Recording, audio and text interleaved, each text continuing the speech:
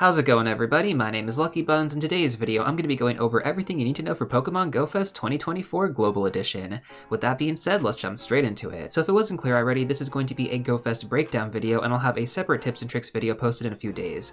That being said, though, this event is going to be taking place from July 13th to July 14th, 10 a.m. to 6 p.m. each day. Now, first of all, let's go over the free bonuses for anybody who's not going to be buying the ticket. You're going to get 1-hour lure modules, habitat-themed field research encounters, and surprise encounters from snapshots. And then finally, all trainers are going to get a free Cosmog special research on Sunday during day 2 of the event, so that's going to be July 14th. So we obviously don't have that many free bonuses, as the main appeal is going to be for the ticket holders, so let's go through those bonuses right now. Once again, this ticket is going to cost $15 USD. So first of all, for ticket holders, you're going to get access to 2 special research quests. You're going to get a Mars Shadow special research on Saturday, and then a Necrozma special research on Sunday. It also looks like for the Necrozma research, you're going to get special backgrounds in either Lunala or Solgaleo. Now on Saturday, it looks like players are also going to be getting Global Habitat Challenge bonuses, which are typically towards the end of the hour, so I would say like the last 30 minutes. Now following that, you're also going to have special incense spawns for both days of the event, so that's a total of 16 hours combined. You're going to get access to the following unknown letters: A, D, G, H, I, N, T, and Y. And then during the habitat hours on Saturday, you're going to have access to Maractus, Corsola, Rockruff, and Volibite in their respective habitats. And then during day 2 of the event, you're going to have access to these special habitat incense spawns during the entire day, so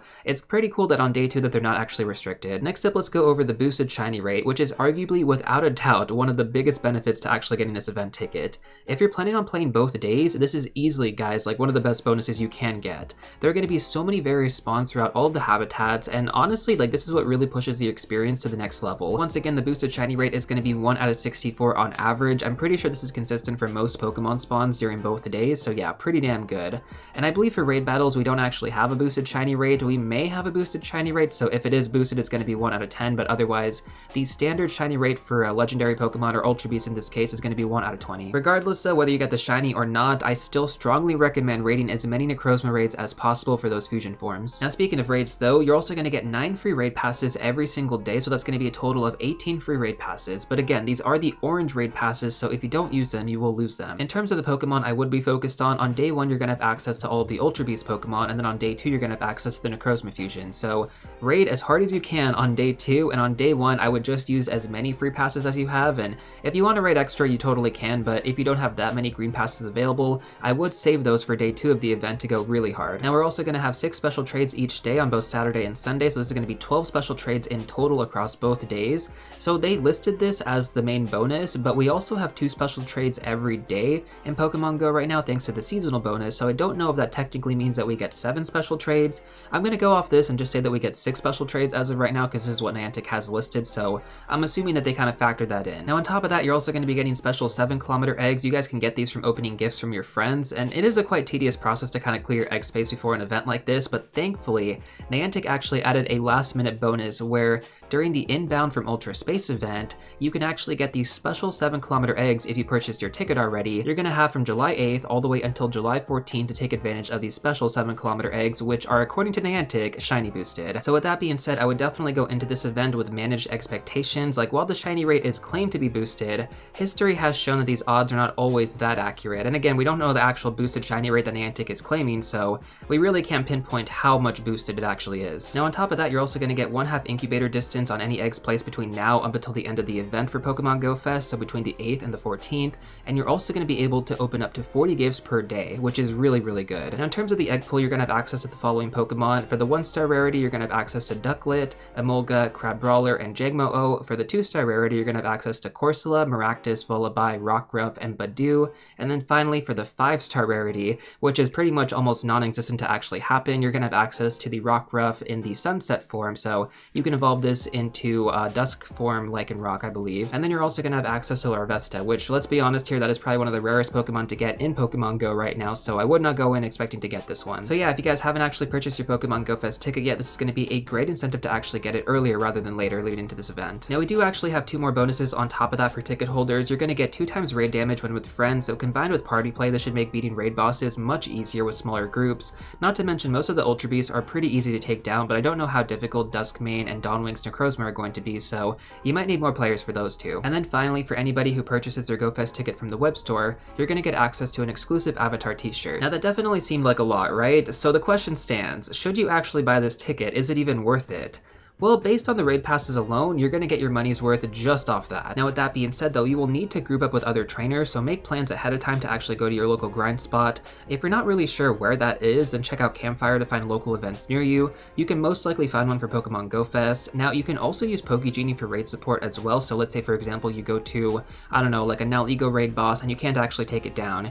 You could use Pokegenie to actually host. Now with that being said, the lobbies do get quite busy during events like this, so it may not be the most consistent, but you can definitely get it done. Now regardless of your situation, definitely just make sure to plan ahead. I think that's the best thing that you can do for yourself. Like if you don't really live around that much, you're gonna have to look to your closest city to actually go and play during this event. I know it sounds like a lot of effort, but trust me, if you're gonna be buying this ticket, it is totally worth it. And not to mention, if you're playing around other players, you're gonna have a much better experience in my opinion. Next up, let's talk about the shiny boost, right? So this is easily one of the best bonuses if you guys actually plan on grinding a lot during both days of the event. Even if you just grind like one day of the event for 8 hours, I still think it's gonna be worth it. I do want to remind you though that RNG is still RNG, which stands for random number generator, so that essentially means you're not going to be guaranteed a certain number of shiny Pokemon just because you bought the ticket. You're still going to need to grind through as many spawns as possible if you want to get good results. Every single year I see so many players complaining about what they didn't get during events like this. Like if you go out and you grind for the entire event for both days, I guarantee you're going to get good results. Maybe you're not going to get like 100 shinies, but I guarantee you're probably going to get at least 20 to 30. Next up, let's talk about the incense spawns. So these are always really fun in my opinion, and ideally I would have about 16 incense going into this event so you guys can really maximize the spawns that you're going to be getting.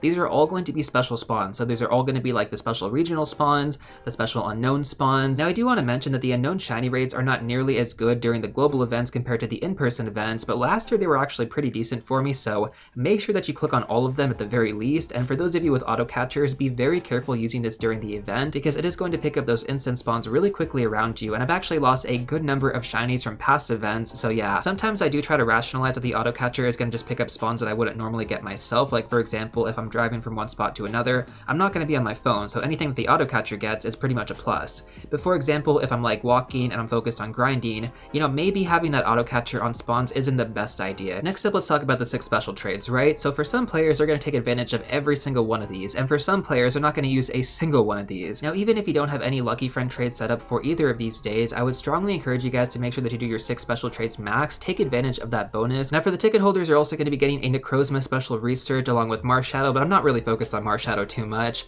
The Necrozma special research though, you're going to get some extra solar or lunar fusion energy depending on which path you end up picking. And you're also going to get an encounter with either Solgaleo or Lunala, which is going to be really important for fusing with Necrozma. So I think you're going to get the free Cosmog research plus this research as well. So you're going to get a total of either 1 Solgaleo and 1 Lunala, or like 2 of each of them, which I think is really awesome because that means you can get 2 fusion Pokemon. And again, like you're limited on how many fusion Pokemon you get based on how many Lunala and Solgaleo you have. For most players out there, I don't expect them to be getting multiple of these, but again, just getting the 1 is going to be really, really good. Like Duskmane and Dawnwings are both incredibly good Pokemon. I'm going to talk about these more in a separate video. I haven't posted it just yet, but that should be out in the next day or 2. Now I feel like I should probably also talk about Marshadow, even though this isn't like a big priority thing to me, but for some players this might be kind of cool to them. Basically, when it comes down to it, Marshadow is going to be an early access Pokemon, which honestly isn't something that I think you guys need to get fear of missing out over. So it's a decent fighting type attacker, but it lacks a good fighting type charge move currently. Its ideal moveset is going to be counter plus close combat, and it has a pretty high max CP. It's also going to be incredibly difficult to get the extra large candy because it is going to be a mythical Pokemon. So the only way to actually get mythical Pokemon extra large candy outside of locking them is going to be from using your rare candy XL. And then if we also compare it to your other options like Terrakion or Lucario, they're going to be much better, and they're also going to be a lot more accessible.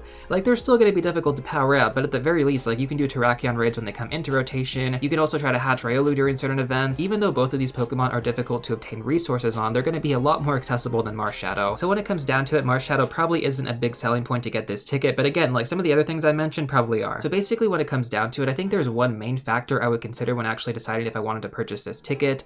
Are you going to be playing a lot over the weekend? If the answer is yes, then purely based off the increased shiny odds, this should make your experience a lot more enjoyable. Combined with all the other bonuses, you're going to easily get your value, like without a doubt.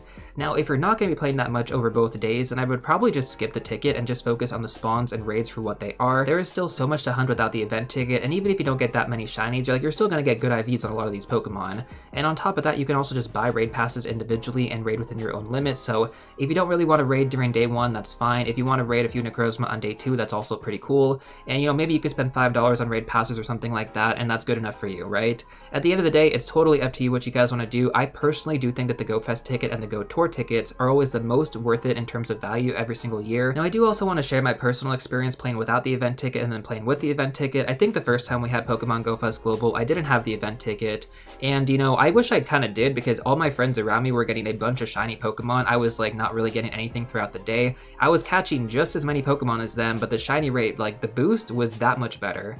And so after that, I remember getting the gifted GoFest ticket the next year, and like having that experience compared to the previous year was just so much better. Even though I've been playing free to play for the past 8 years and I've never spent any money on Pokecoins, I think the one exception that I have is going to be the Go Tour and GoFest event tickets and the in-person events as well. I just think when it comes down to it, like in terms of getting an amazing experience out of just, anything in life, this is probably up there for sure. Like I have so much fun at every single GoFest, every single Go Tour. For the in-person events that I've gone to, it's been a blast. The people that you're around also make it a really good experience as well. Like I think if I was playing this stuff solo, I probably wouldn't get the event ticket, but because I'm playing around other players, because I have a good local community around me, like these events are top notch. Now, of course, that is my personal bias on this. I think if you don't buy the event ticket, that's perfectly fine as well. You can still have a great time during this GoFest, but if you buy the event ticket, like I'm telling you right now, that $15 goes a long way. Now, with that being said, we're not actually done yet. Let's go over day 1 in terms of the raid battles that are going to be available. So in 1-star raids, you're going to have Pikachu with the Sun Crown as well as Pikachu with the Moon Crown. You're also going to have Jangmo-O available. Now, for anybody who's actually played through the past couple of GoFests, there's actually a pattern in terms of the pseudo-legendary Pokemon that's featured. So, for example, last year we had Gumi as a featured shiny Pokemon that was like the new shiny, everyone is excited about it, but then we got Gumi Comday this year, right? So this year we're going to have Jangmo-O as a new exciting shiny that people are going to go crazy over, but next summer, I guarantee it, we're going to have Jangmo-O Comday. Now, we're also going to have more costume shinies in 3-star raids as well. We're going to have Espeon with a scarf and Umbreon with a scarf. These are exclusive to this event, so you guys can't actually get them during this Pokemon Go Fest. I don't think there's going to be another opportunity in the future. There may be, I'm not going to say that there's not, but it's less likely. I apologize for any FOMO there. You don't have to raid these ones. They're not like that good for anything unless you get an Umbreon that's a hundo, then you can power that up for the Ultra League, but Espeon, not so much. Now, in terms of 5-star raid battles, we're going to have access to the following Ultra Beasts. We're going to have Naligo, Buzzwole, Pheromosa, Xurkitree, Celesteela, Kartana, Guzzlord, and Necrozma. We are not going to have access to Stakataka or Blacephalon, and I think the main reason for this is because they don't have their shiny form. I think Niantic wanted to make this more fun in the aspect of every single raid boss you do has the potential to be shiny, which I do kind of support. Now, recently I did put out a full guide video going over the meta relevance for all of these Ultra Beasts. You guys can find that linked in the description down below. I would strongly recommend using that video as a guide to plan out which raid bosses you want to focus on. Now, on top of that, I would also watch my Inbound from Ultra Space event tips and tricks video, which goes over every single Ultra Beast and which ones are going to be regionals. Now, following that, let's go over the habitat rotation schedule. I'm not going to go into the meta relevance for every single one of these Pokemon in this video. I'll cover them separately in my tips and tricks video because that is going to take a lot of time. So these habitat rotations are going to be based on your local time zones. You're going to want to alternate between your Mega Evolutions so you can maximize the candy and extra large candy bonuses that you are going to be getting, depending on which Pokemon you're going to be focused on. Now, typically there isn't really one Mega Pokemon that's going to work for all these spawns, but there is one that actually works for the majority of those spawns, and that is going to be Mega Rayquaza because it hits Dragon, Flying, and Psychic types. Now, recently I have been getting comments saying that Mega Rayquaza doesn't include Psychic types, but it totally does. Go to the Mega information on your Mega Rayquaza and you can see right there in bold that it does include Dragon, Flying, and Psychic type Pokemon. But once again, I think it really depends on what you're focused on, like especially in terms of Mega Level 3 as well. Like if your Mega Rayquaza is not at Mega Level 3, but you have a bunch of other Mega Pokemon that are at Mega Level 3, you may want to use those instead because the Mega bonus does make a big difference there. But in terms of convenience, Mega Rayquaza is definitely going to be the move, and that's what I'm personally going to be using during both days of the event. Now, in terms of the available habitats, we're going to have 1-hour rotations for a total of 2 hours in total, so basically 2 rotations. They're going to go in this order: Dawn Meadow, Shining Day, Creeping Dusk, and Darkest Night. Once again, these are going to be based on your local time zones. Let's go through which Pokemon are going to be available in each habitat, so let's start off with the Dawn Meadow habitat. Now, in terms of the available spawns, you're going to have access to Pidgey, Pikachu wearing a Sun Crown, Hoot Hoot, Hoppip, Girafarig, Wingull, Snivy, Cottonee, Ducklet, Ferroseed, Axew, Galarian Sunfisk, Heatmore, and Inkay,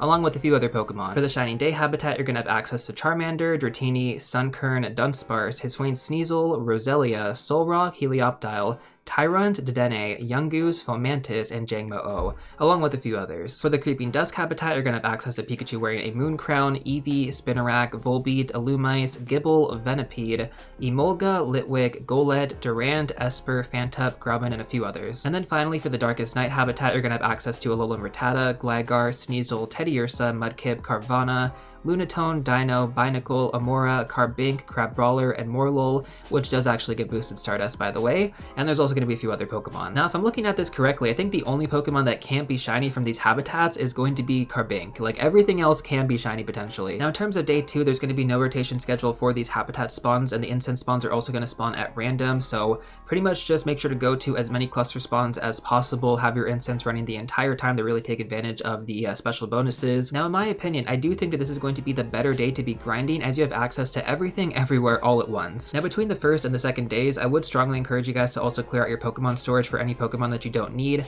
It is incredibly important to do this between day 1 and day 2.